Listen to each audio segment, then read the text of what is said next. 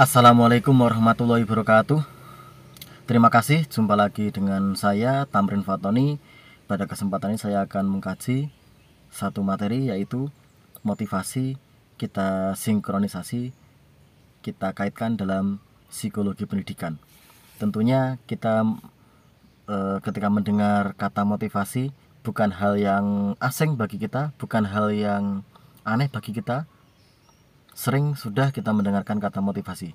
Dan yang penting hari ini kita akan mengkaji bagaimana motivasi itu ada keterkaitan yang sangat penting sekali dalam psikologi pendidikan. Oke, langsung saja kita feedback sedikit.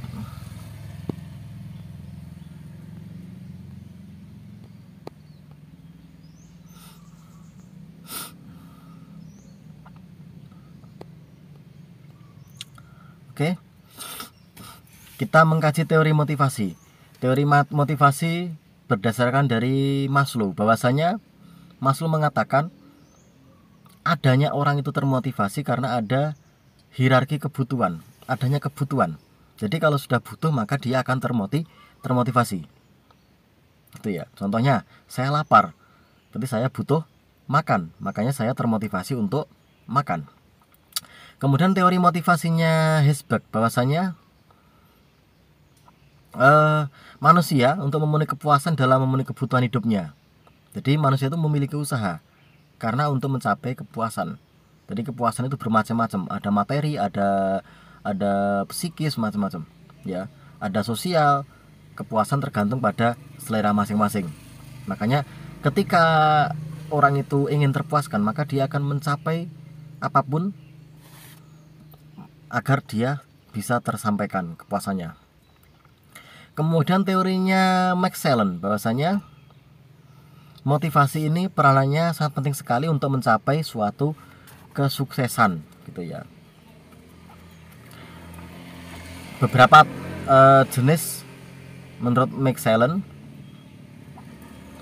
motivasi, jenis motivasi diantaranya motivasi berprestasi, bagaimana orang itu bisa berprestasi. Motivasi terhadap kekuasaan, jadi politik. Motivasi afiliasi, bagaimana berhubungan dengan orang lain. Kemudian teorinya Fromm.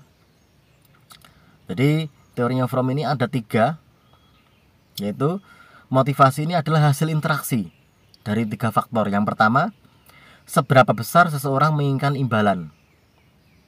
Semakin besar dia mengharapkan imbalan, maka dia akan semakin termotivasi. Yang kedua, perbuatan atau usaha yang akan menghasilkan apa. Ketika saya melakukan A, saya dapat apa, B dapat apa. Dan ketiga, perkiraan bahwa prestasi akan menghasilkan perolehan. Teori motivasi ERG ini hampir sama dengan yang pertama tadi, berdasarkan kebutuhan. Kemudian teorinya equity. Apa teorinya? Yaitu teori kesejajaran.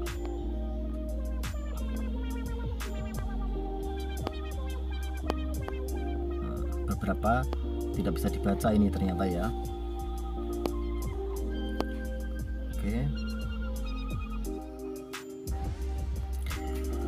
Oke, langsung aja karena beberapa tidak bisa dibaca. Fungsi motivasi yang pertama, untuk mendorong manusia untuk berbuat. Jadi terdorong manusia itu ya agar bisa berbuat. Kemudian menuntun arah perbuatan, yakni ke arah tujuan yang hendak dicapai. Dengan demikian motivasi dapat memberikan arah. Terakhir, menyeleksi perbuatan, dianalisa perbuatan itu layak enggak untuk dilakukan. Kemudian Jamarah menjelaskan ada 3 fungsi motivasi. Yang pertama, motivasi sebagai penggerak perbuatan. Jadi dengan adanya motivasi ini menjadi penggerak. Kemudian motivasi sebagai pendorong perbuatan.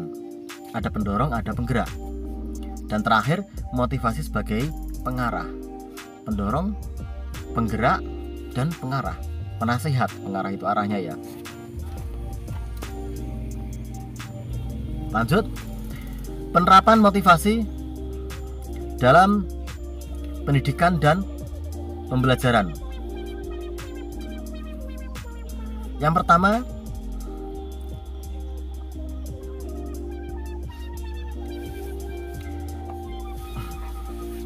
Ceritanya adalah kasusnya banyaknya kasus peserta didik yang stres karena kesulitan dalam belajar. Makanya dengan adanya stres dalam belajar, perlu adanya suatu teori-teori baru, perlu adanya terobosan baru, perlu adanya solusi. Agar apa? Siswa itu bisa menjadi bagus prosesnya. Yang pertama, pendidikan dan pembelajaran. Jadi dalam rangka pendidikan dan pembelajaran perlu adanya asesmen kebutuhan siswa. Jangan berdasarkan kebutuhan guru. Apa kebutuhan siswa dalam belajar ini? Apa yang kurang? Kemudian selama proses pendidikan dan pembelajaran berlangsung, dalam prosesnya metodenya apa saja yang guru gunakan agar siswa itu bisa termotivasi untuk belajar. Dan terakhir, akhir proses pendidikan atau pembelajaran, ada evaluasi apa yang menyenangkan, yang disukai siswa apa, yang dibenci siswa apa, guru harus tahu. Itu ya. Oke, karena beberapa slide tidak bisa terbaca dari handphone saya, mungkin cukup sekian. Semoga bermanfaat. Ada kurang lebih maaf. Akhirul kalam.